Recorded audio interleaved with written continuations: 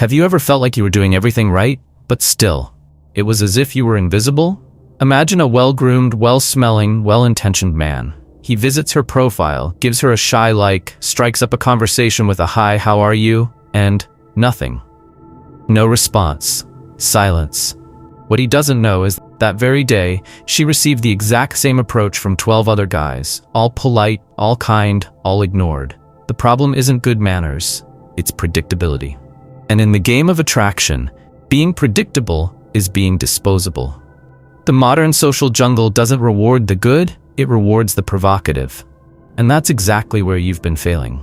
Contrary to what you've been told, having a conversation with a woman isn't about memorizing catchphrases or feigning interests you don't have. It's about understanding how her brain operates when faced with social stimuli. Because when you understand that the subject isn't what you say, but how you connect, you take it to the next level. What truly captivates a woman isn't your beauty, your car, or your salary. It's your strategic eye. It's your ability to make her feel understood before you even say her name. It's your reading, your storytelling, and above all, your courage to break the mold. Nietzsche said that the feeling of power is what moves human beings. But this power, contrary to what many think, isn't born from aggressive domination, but from the subtlety of generating a silent impact. Attraction can't be forced. It's built through perception, contrast, and shattering expectations. What we're going to do here is teach you not how to talk to women, but how to spark genuine interest without having to sell yourself, beg, or prove yourself. Because when you become the kind of man she wants to convince, everything changes. The script flips, and you go from hunter to prize. Today, we'll dissect this hidden code of connection. We'll expose the flaws that make you a statistic, reveal the shortcuts that create endless conversation, and activate the silent trigger that makes her want to prove herself to you. And most importantly, we'll do this without losing authenticity, without molding you into a character. Because a magnetic man isn't one who knows everything about every subject, but one who knows how to exploit her interests like a true social architect. By the end of this video, you'll stop searching for topics. You'll start seeing every conversation as a minefield of opportunities. And what's more, you'll understand why so many nice men are rejected, while others, sometimes ordinary at first glance, become unforgettable with just a few words. You don't need to be rejected with words. In 2025, silence is the new rejection. A woman sees your message, ticks the box, and simply erases you from her emotional existence. There's no stone unturned, no rudeness, no "I'm not interested." There's something worse: indifference. And the cruelest thing? All of this happens seconds after you text, "Hi, how are you?" That phrase, once a sign of politeness, is now the official seal of the forgettable man. Why doesn't she respond? Because you didn't generate tension. Because you didn't create contrast. Because you entered the conversation like a robot on an assembly line. The "Hi, how are you?" is the silent cry of someone who didn't even have the energy to look closely. A gesture that says, "I'm here just because you're beautiful." And in that moment, she already knows who you are. 1 in 1,000. A passive social spectator, waiting for her to put on a show. But here's the brutal truth. The modern woman isn't looking for an audience. She's already the center of attention. What she's looking for is someone who can transform her boredom into surprise. And to do that, you need to understand the power of breaking patterns. Imagine an Instagram feed. Beach, CrossFit, Starbucks, self-help captions. Now imagine a notification. Some random guy she doesn't follow sends a "Hi, how are you?" She doesn't need to open it. She already knows the content. Her brain saves energy by discarding repetitive stimuli. It's neuroscience. Her mental survival requires filters, and you're being filtered. So ask yourself, why would she open your message if you're already saying you have nothing new to offer? Now, notice the contradiction. Men who complain about having nothing to talk about are almost always the same ones who spend hours on her Instagram without picking up a single clue. They see photos, but don't interpret context. They see the physical aspect, but ignore the behavioral cues. And so, they make mistakes where they should be more strategic in the first move. The error isn't in the lack of subject matter. It's in the lack of intention. There's a lack of willingness to observe, to investigate, to truly care about her world before wanting to enter it. Let's go to the battlefield. An intelligent man doesn't come in saying hi, he comes in saying there's no way you have a Laika, an exotic breed of dog. He saw the photo, identified the breed, connected with something rare. Result? She responds with surprise, curiosity, and above all, respect. Because he differentiated himself. Because he proved that at the very least, he paid attention. This, my friend, is one of the greatest triggers of attraction there is, the feeling of being truly seen. Nietzsche spoke of the eternal return, the idea that the actions we repeat create the eternity we live. If you're the man who says, "Hi, how are you?" your eternity is silence. But if you become the man who observes, who comments on the detail, who opens the conversation with something that only someone who has truly seen it could say, then you break the repetition, you break the loop, and begin to shape new social realities. Now you might be thinking, but not everyone will respond. And it's true, but here's the secret. The goal isn't for every woman to respond, it's for the right ones to respond in the right way. The ones who share your sense of curiosity, your taste for detail, your depth. Because when you say something specific, you connect with the type of woman who notices that specificity. And that filters out everything else. That's the advantage of opening with a read, not a needy one. The woman who doesn't respond to a hi is ignoring more of the same. But the one who responds to a "Do you really like guard dogs?" or "Did you just think they were cute in the photo?" that woman is ready to talk. Because you've already started on her territory. Because you didn't just talk at her, you spoke through her, using a symbol of her life as a bridge. And that's irresistible. Another point many overlook. Starting a creative conversation doesn't require you to be funny or brilliant. It requires you to be present, to be attentive to her world, and know how to make the right connections. If she posts books, comment on the author. If she's always on soundtracks, ask which one is the most challenging.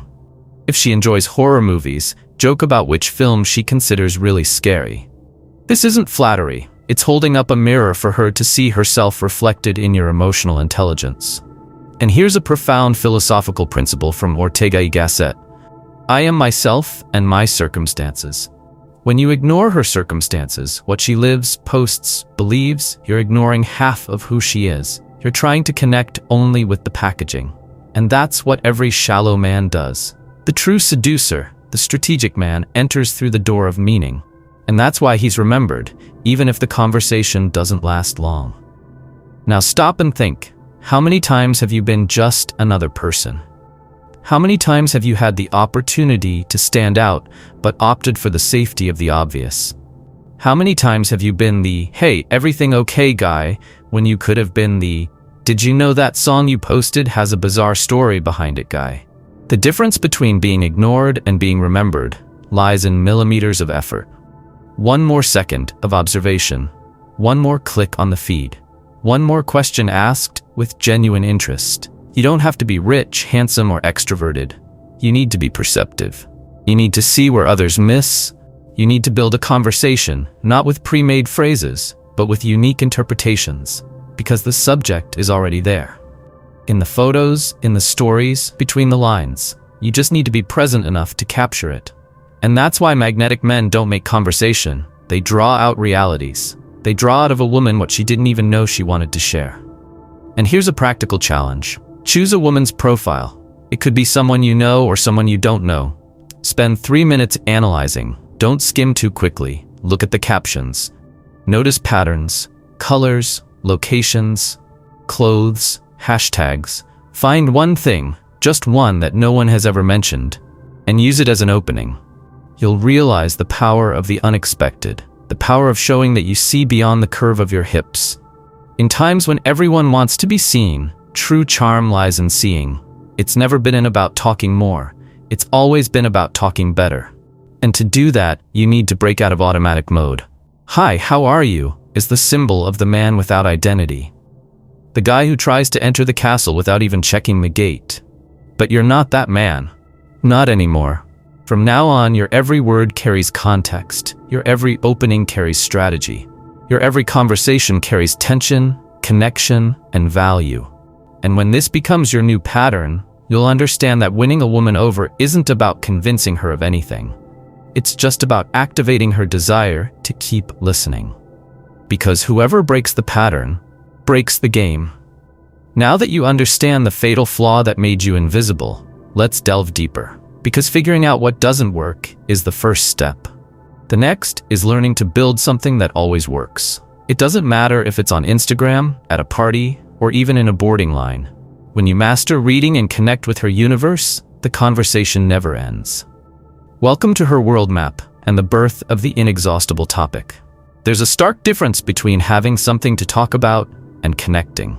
The former can be practiced, the latter needs to be discovered. But most men fail miserably at both.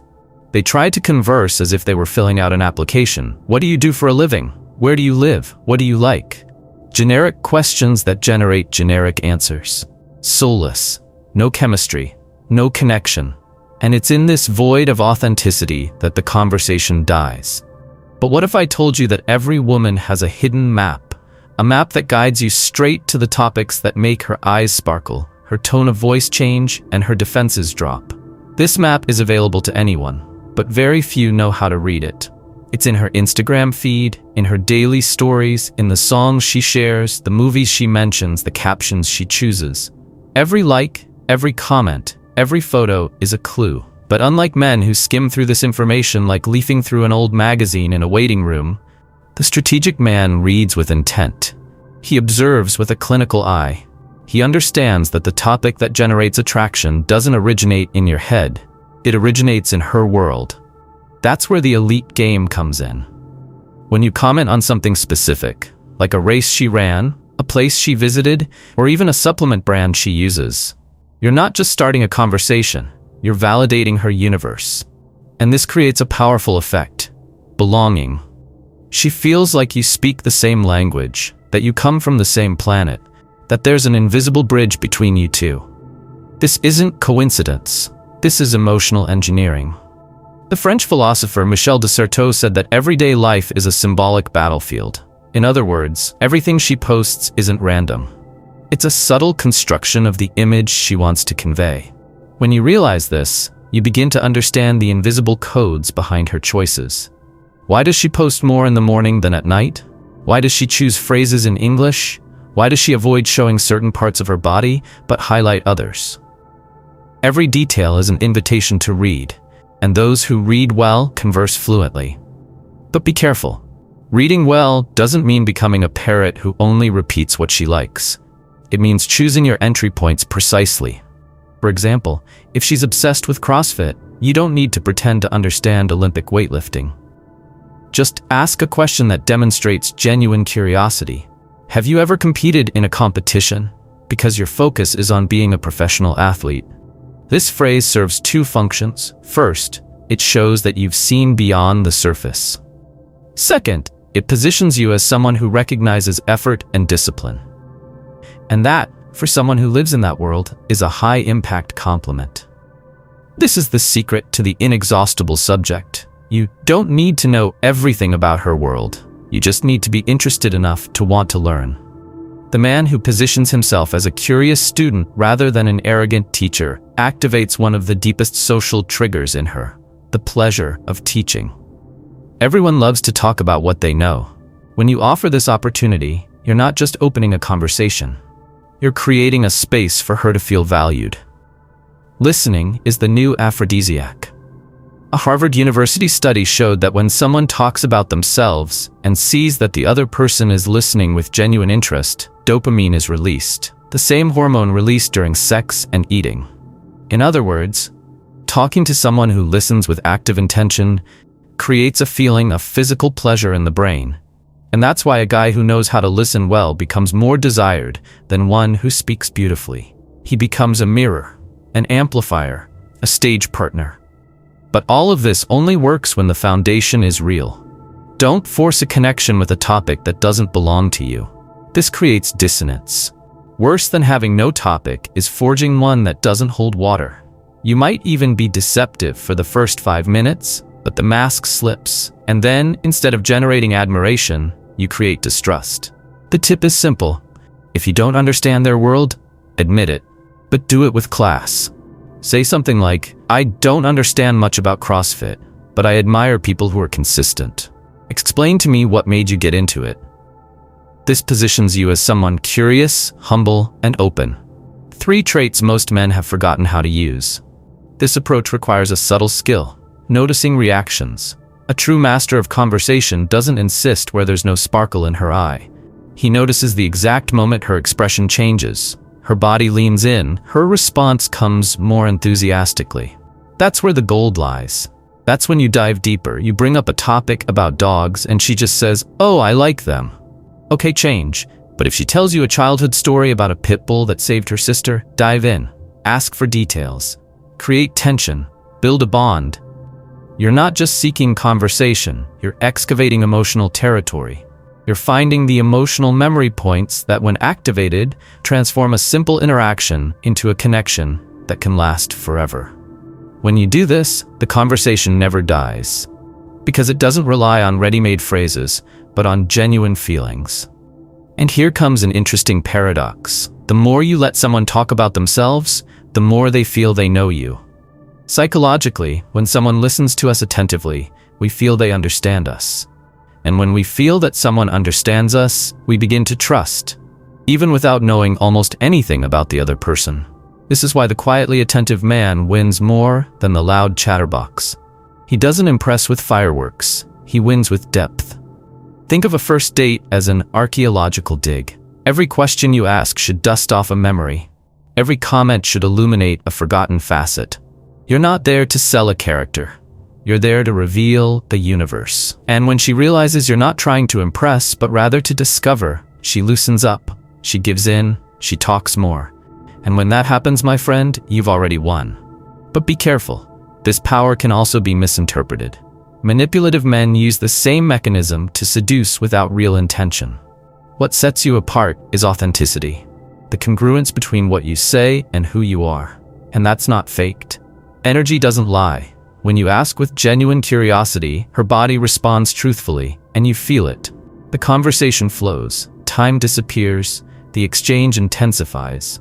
And if you still doubt that all this can be learned, I challenge you now. Think of the 3 subjects you love most. Truly, it could be soccer, music, politics, horror movies, coffee, dogs. Now imagine a beautiful woman who also loves these subjects. You could talk to her for hours, right? So the problem was never your ability to talk. It was your ability to find fertile ground.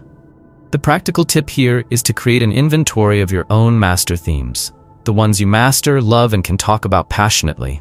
Then create variations: dogs, breeds, behavior, adoption, emotional stories, cinema, directors, favorite scenes, soundtracks, childhood fears. This way, you broaden the field without sounding repetitive. And when you find someone who shares one of these universes, voila, infinite topics. And the best part, when you use personal stories within these themes, you don't just talk, you show who you are. And that's where the magic happens. Because women don't fall in love with words. They fall in love with feelings. And feelings come from stories. When you tell them you saved a stray dog and almost kept it, they see your empathy. When you say you cry watching horror movies with sad endings, they see your vulnerability. And that, more than any pickup line, is what creates true connection. Connection that doesn't need emojis. Connection that survives time, that transcends silences. It starts with a sentence and ends with a memory. This is the true power of a man who knows how to talk. He doesn't need a script, he just needs attention, intention, and presence. Now remember this, the best conversation isn't the one that's most entertaining. It's the one that reveals the most. It reveals tastes, values, limits, scars, and dreams. And to achieve this, you don't need to be the most handsome or the richest. You need to be the most present, the most attentive, the most real. Because ultimately, every woman is waiting for someone who finally listens to her with their eyes and responds with their soul. And when you master this art, you'll never again say, "I don't know what to talk about with a woman." Because the answer is simple. You'll speak about her world through the lens of yours. And it's precisely at that moment, when you realize the conversation was never about you, but about her, that the tables turn. But for the tables to turn in your favor, the final blow is missing. Learning to generate inverse validation. Because knowing how to talk is seductive, but making her try to impress you is irresistible. There's a moment in the conversation when everything changes. A subtle, almost imperceptible turning point, but devastating in its effects. It's when she, without realizing it, begins to want to impress you. Not by playing games, not by manipulating, but because for the first time, she feels she's in the presence of a rare man. A man who doesn't need to sell himself, who doesn't bow down, who doesn't put her on a pedestal, but also doesn't demean her. A man who isn't there to beg for attention, but to generate a high-level connection. It's at that moment that seduction stops being a pursuit and becomes a mirror. This inversion is powerful because it subverts the logic of 99% of interactions. Most men enter the conversation as candidates, trying to prove their worth, explaining themselves, shaping themselves. The result? They lose power before they're even judged. But when you reverse the equation, when you position your attention as something rare, selective, and consistent with your values, something shifts in her mind. She begins to ask herself, am I enough for this guy? And that's where the real game begins. But be careful. Generating this reverse validation isn't arrogance. It's posture. It's not boasting. It's knowing who you are. The man who masters this game doesn't humiliate. He provokes with intelligence. He challenges with class. He knows that female desire isn't born from certainty, but from doubt, from slight insecurity, from that subtle feeling that she still needs to figure you out. And this only happens when you refuse to be predictable. When you show that, no matter how beautiful she is, beauty alone doesn't impress you. Let's look at a real-life example. The girl tells you she has a dog, a golden retriever. Most men would respond with exaggerated enthusiasm. Oh, how cute! I love golden retrievers, trying to generate empathy through affection. But the master of conversation turns it around. Golden? Oh, you're one of those who only chooses the popular cute one, right? I bet you don't even know the most temperamental breeds. She laughs and responds because she was challenged. Because, for the first time, someone is holding a critical mirror up to her. But with lightness, with humor, with strategic provocation. It's in this kind of interaction that true power emerges. Because a woman, feeling the need to justify her tastes, defend her choices, show her depth, is unconsciously seeking your approval. Pure inversion, validation that comes from her. And when this happens, the value she attributes to you increases. Not because you asked for it, but because you knew how to position yourself. The philosopher Søren Kierkegaard said that human despair arises from the attempt to be something you're not. And in the realm of attraction, this is fatal. When you try to be funnier, more interesting, more the man just to please, you become less yourself, and more of a copy. But when you show that you're authentic, consistent, and selective, even if you don't please everyone, you become magnetic. Because authentic men are rare. And what is rare is valuable. The key to inverse validation lies in congruence. You can't demand something you don't represent. There's no point in pretending to be picky if you compliment every woman who smiles. There's no point in selling yourself as picky if you lose your composure at the sight of cleavage. What sustains your authority is your consistency. The fact that you know what you want, what you tolerate, and most importantly, what you won't negotiate. And here comes one of the most common mistakes. Many men confuse being defiant with being a jerk. They think that to have poise, they need to humiliate. Nothing could be further from the truth. True provocation is elegant. It's a subtle art. It's when you can criticize with a smile, challenge with charm, touch her ego without seeming threatening. This isn't rudeness. It's social refinement. It's applied emotional intelligence. And what's more, reverse validation doesn't have to come solely from speech. It comes from your behavior. When you speak with eye contact, when you don't seem rushed, when you don't try to fill every silence, you're saying, I'm comfortable here. And if you are too, great. If not, that's okay. This controlled detachment is seductive because it shows dominance. And dominance, for the female brain, is one of the greatest triggers of desire there is. Psychologist Robert Cialdini, author of Influence Psychology, explains the principle of scarcity. The harder something is to obtain, the more value we attribute to it. In the realm of attraction, this principle is lethal. A man who validates too much loses value. A man who validates in moderation, but with discretion, creates fascination. Because he turns his attention into a prize. And the female mind loves prizes, loves challenges, loves achievements. But this scarcity can't be forced. It needs to be natural. It needs to arise from your reality, from your truth. If you're a guy who has a life, who has projects, who is busy, who has options, your scarcity is real. And it shows in the details, in the time it takes you to respond, in the way you confidently change the subject, in your ability to leave the conversation at its peak, leaving her wanting more. This isn't a game. This is emotional rhythm. A subtle example of how to activate this.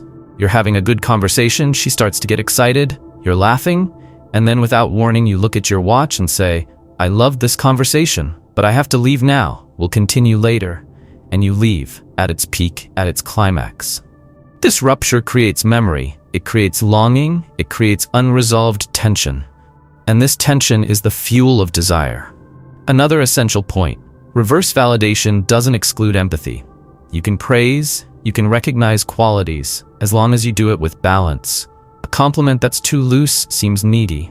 A well-placed compliment, after a provocation for example, feels like recognition. And that's valuable. Saying, you really know how to express yourself, that's rare. After a clever challenge creates contrast. And contrast, as we've seen, is the antidote to boredom. And finally, remember, reverse validation is a dance. You lead, but you also adapt. You propose, but you also observe. Because the goal isn't to win. It's to create healthy tension. An energy between two worlds that recognize and challenge each other. The man who understands this stops chasing and begins to attract naturally. And when she starts explaining herself, justifying her tastes, trying to make you understand why she's different, smile inside.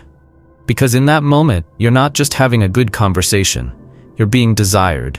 Not because of your car, your clothes, or your status, but because of your mind, your gaze, your posture. And no app, no pre-made phrase, no digital guru can give you that. It's built, it's trained, it's achieved with practice and intention. Because in the end, the man who dominates the conversation isn't the one who talks the best. He's the one who makes her want to talk more and want to be seen by him. Because he's become the mirror in which she wants to reflect herself. You can master any conversation when you understand one brutal principle. It's not about what you say, it's about what she feels while you say it. Most men search for the right words. Masters create atmospheres. The true power of conversation lies in knowing how to provoke reactions, not responses. And that's only possible when you transcend the obvious.